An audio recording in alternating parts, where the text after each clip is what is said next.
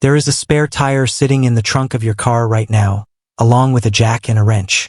And the only reason you have been carrying all of that everywhere you drive is because the 4 tires supporting your vehicle are basically tough rubber bags filled with air, and a single nail can drain one of them in about 30 seconds. Here is just how costly that design really is.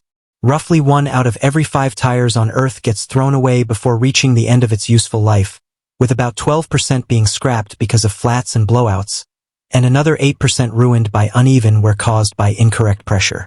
1 in 5 tires worldwide is wasted simply because of air. And that is only counting the tires themselves. It does not include the tow trucks, missed flights, delivery vans stranded on the roadside while the clock keeps moving, or fleets that have to keep entire crews employed simply because their vehicles keep getting flat tires. Now imagine a tire you could drive a nail straight through and simply continue driving with no warning light, no need to pull over, and no kneeling down in wet gravel beside a highway. The tire that holds itself up.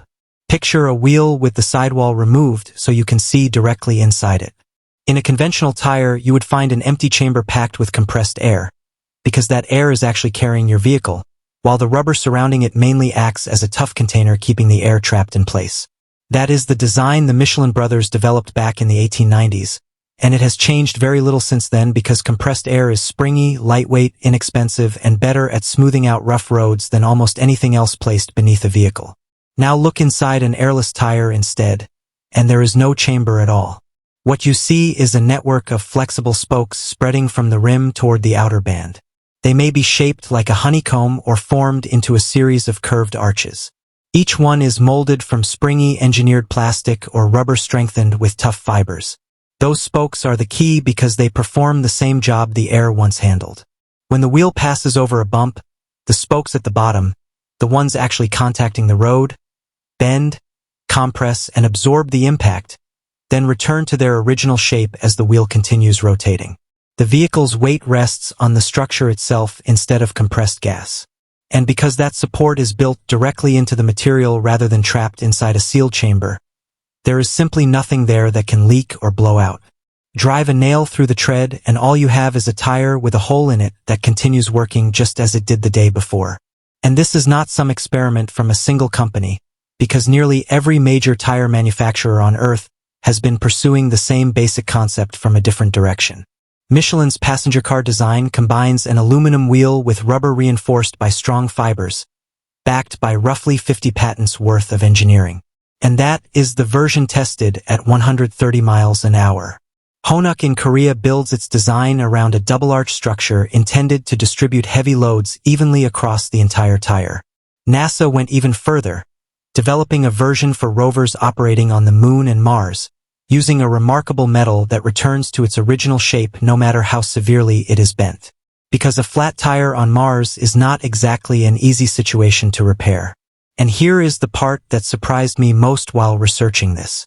On some designs, the tread itself is a separate replaceable band. So when the rubber wears down, you replace only that surface while keeping the entire structure underneath, much like replacing the sole on a good pair of boots instead of throwing away the whole shoe. Michelin estimates that eliminating flats and pressure-related problems could prevent as many as 200 million tires each year from being discarded prematurely. That represents around 2 million tons of material, roughly equal to the weight of 200 Eiffel Towers staying out of landfills every year. So this is not simply an unfinished prototype. It is a solved piece of engineering with enormous consequences attached to it, which makes the obvious question even harder to ignore. If it works this well, somebody should already be selling it to you. And they tried. About 20 years ago, the automotive industry made a serious attempt to eliminate the flat tire, spent a fortune developing the technology, installed it on hundreds of thousands of vehicles, and drivers disliked it so much that many actually paid to have it removed. The industry already tried this once. You have probably heard of run-flat tires. And if you drive a BMW or a Mercedes, there is a reasonable chance you are using them right now. The idea looked clever on paper because instead of removing the air, manufacturers reinforced the sidewalls so heavily that the tire could continue supporting the vehicle for another 30 to 50 miles after losing all its pressure. That is enough to get you off the highway and reach a shop instead of sitting stranded on the shoulder. Automakers liked the concept because it allowed them to remove the spare tire from the trunk completely and free up all that space. and then drivers had to actually live with the tires. Those thick, rigid sidewalls that support the vehicle after a puncture remain thick and rigid all the time. As a result, the ride became noticeably rougher over uneven pavement. They also cost anywhere from 35 to 200% more than a conventional tire, with some selling for between $150 and $500 each. They can also wear out sooner, sometimes as much as 6,000 miles earlier. And here is what really turned people against them. Most run-flat tires cannot be repaired after being punctured because driving on a deflated tire can damage its internal structure in ways that are difficult to inspect. So a nail that might have cost you a $20 plug on a regular tire could suddenly mean buying an entirely new tire. The market response was harsh. Dealers say replacing run-flat tires with conventional ones is one of the first things many owners do after buying a new vehicle. When run-flats were available as an optional upgrade, adoption was described as negligible, meaning almost nobody selected them voluntarily. They mainly remained in use when automakers installed them as standard equipment and buyers had no choice. Fleet operators also warned that they could increase tire expenses by roughly a quarter. Some automakers have been gradually moving away from them ever since. That failure matters here, not because it makes airless tires look bad, but because it shows exactly what drivers are willing and unwilling to accept. Drivers clearly want the flat tire problem solved, but they do not want to trade that problem for a harsher ride, a higher price, and a tire that cannot be repaired. Run flats effectively asked people to pay more while getting less.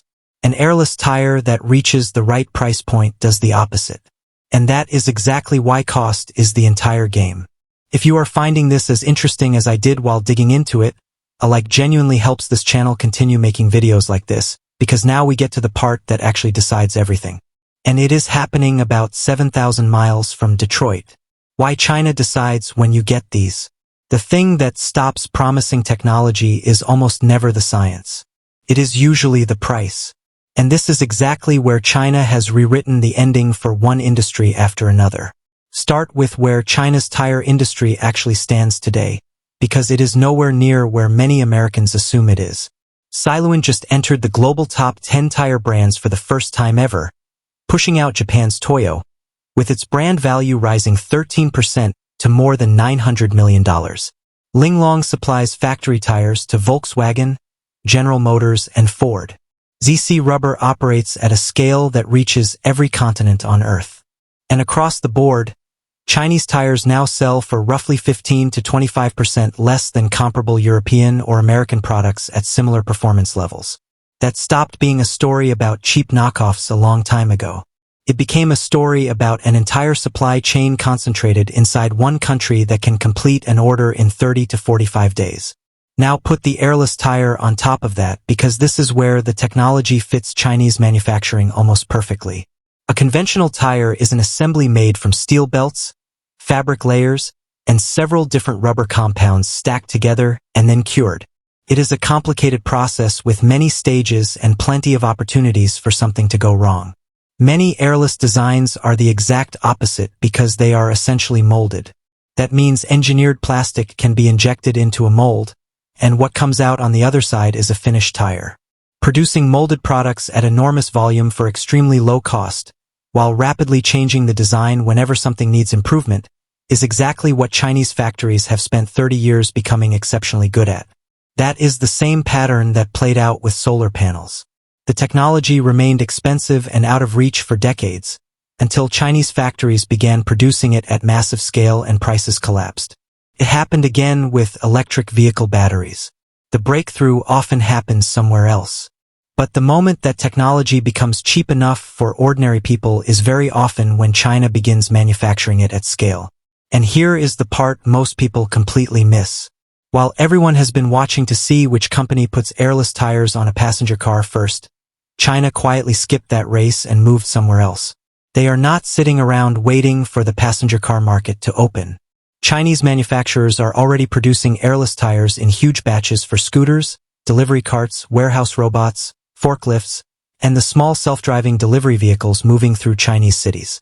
If you have ever ridden one of the shared bikes parked outside a subway station in Beijing or Shanghai, You have almost certainly ridden on airless tires without even realizing it, because that entire industry quietly switched years ago and simply stopped dealing with flats. Chinese factories advertise honeycomb designs made from recyclable materials that withstand sunlight and acid rain and resist cracking for 5 years under brutal conditions. And they will sell them to you 500 at a time. There is also a reason those vehicles made the switch first that has nothing to do with technology. Think about what a flat tire actually costs a company operating 100,000 rental bikes or a warehouse filled with robots. Every vehicle sitting with a flat tire is generating nothing while someone has to physically travel out, locate it, and repair it. Multiply that across an entire fleet, and flats stop being a minor inconvenience and become one of the biggest expenses in the entire operation. Airless tires eliminate that entire category of cost almost overnight, which explains why the transition happened quickly and at enormous scale without most people outside China even noticing. Every one of those wheels is practice. Every production batch makes the mold more precise, the material less expensive, and the manufacturing process faster. And all of that hard-earned experience points directly toward the biggest prize in the entire industry: the 4 tires underneath your car. So the technology works, the manufacturing capability exists, and the demand is obvious. Which brings us to the honest part, and the real answer to the question I asked at the beginning of this video. Because there are 3 specific problems standing between you and a tire that cannot go flat. And the third one is the problem almost nobody sees coming. What's still standing in the way? The first problem is heat. A normal tire gets some cooling from the air inside it and from air flowing through the wheel.